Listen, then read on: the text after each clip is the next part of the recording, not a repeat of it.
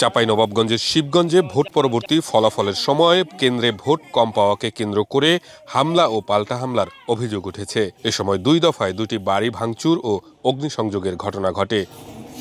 শিবগঞ্জ উপজেলার দুর্লভপুর ইউনিয়নের জগন্নাথপুর গ্রামে এই ঘটনা ঘটে। ভোটের দিন বৃহস্পতিবার সন্ধ্যা এবং পরের দিন সকালে 2 দফা হামলা পাল্টা হামলা হয়। স্থানীয় সূত্র জানায়, দুর্লভপুর ইউনিয়নের 7 নং ওয়ার্ডের জগন্নাথপুর প্রাথমিক বিদ্যালয় এবং পিয়ালিমারি উচ্চ বিদ্যালয় কেন্দ্রে ভোট গণনার পর জামায়াত ও বিএনপি সমর্থকদের মধ্যে সংঘর্ষ বাধে। প্রশাসন পরিস্থিতি নিয়ন্ত্রণে আনলেও সকালে স্থানীয় বাবর আলী ও তার চাচাতো ভাই সাদিকুলের বাড়ি ভাঙচুর ও অগ্নিসংযোগের ঘটনা ঘটে। পরে পুলিশের হস্তক্ষেপে পরিস্থিতি শান্ত হয়। আমি লিখ ভেঙে তো জামাত ভেঙে দোকান আফসোস ছিল না, কিন্তু বিএনপির বাড়ি ভেঙে দিলে রে, এতে ব্যক্তিগত গ্রাজে এটা একটা যুক্তির কথা হলো। আমি 77 সাল থেকে দল করি, শাহজাহান সাহেবকে ফোনও দিলাম, কই এখন পর্যন্ত কিছু সারা শব্দ পেলাম। এখন ওরা মুহূর্তে কিছু বলার দেয় বাবা। আসল কথা আমি পারছি না নিজকে সামনে। কেন যে ঘটলো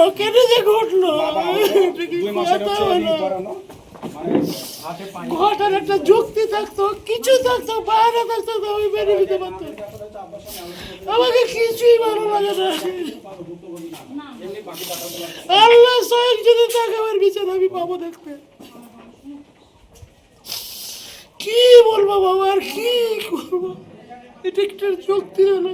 আমার সাজানো বাড়িঘরকে ভেঙে চুরে বাবা শেষ করে দিল। ব্যক্তিগত আক্রোশ থেকে ওনারা আসছে যে আমার আব্বা আমার ভাইরা সবাই প্রতিষ্ঠিত, যেভাবে হোক আমাদের হাঙ্গা দাঙ্গা করে কিছু একটা করবে। যেহেতু আজকে শেষ সুযোগ, আমার ভাইরা চাকরির সুবাদে যে যেখানে ঢাকাতে চলে যাবে, ঢাকার এক এক জায়গাতে ওদের সুযোগ যে হ্যাঁ আজকে যেভাবেই হোক আমার কোনো ভাইকে হোক বা আব্বাকে হোক জখম করে কিছু একটা করবে, যাতে গ্রামের পরিবেশে গ্রামের মতোই তারা এইভাবে অত্যাচারিত আর নিপীড়িত হতে থাকে।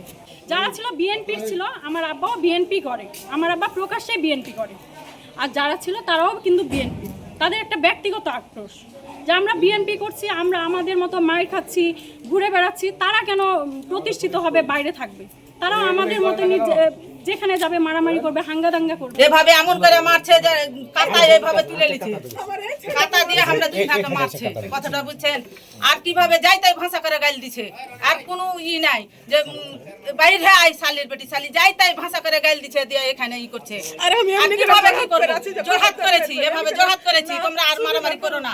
যেটা করে মানুষ করতেই থাকে, কিন্তু আমরা এরকম করতে পারি না। আমরা গরিব মানুষ, খেটে খুঁটে খাই, আমরা কোনো নাই।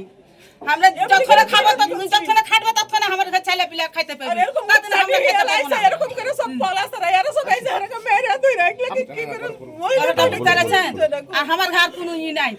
আপনার কাছে এটাই অনুরোধ, আমাদের খাটে সংসার চলে, আপনারা কি করবেন আমরা জানি না। আপনারা যেটা করবেন সেটাই আমরা মেনে নেব।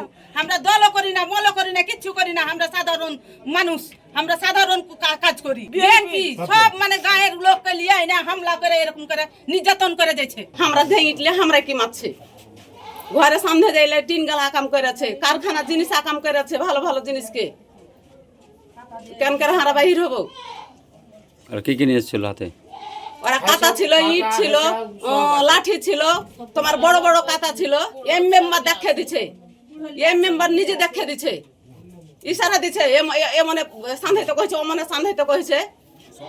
ওই অধিকারী দলের বিএনপি করে। এই গ্রামে হামলা দিতে এসেছিল আটক দেওয়ার লেগে, এই জন্য এই কামটা করে দিয়েছে। এই যে এগুলো সব ভেঙে দিয়েছে, এগুলো সব ভাঙছে, গাড়ি আমার ভেঙেছে। হ্যাঁ, এ তো চাল তো দেখতেই পাচ্ছেন আপনারা, ওইদিকে তাও সব ভেঙেছে, এখানে মেরেছে। আমরা কোনো দলের সাথে না, আমরা মন যেটা হয় সেটা ভোট দিই আমরা। এ ঘটনায় এখনো কোনো মামলা হয়নি।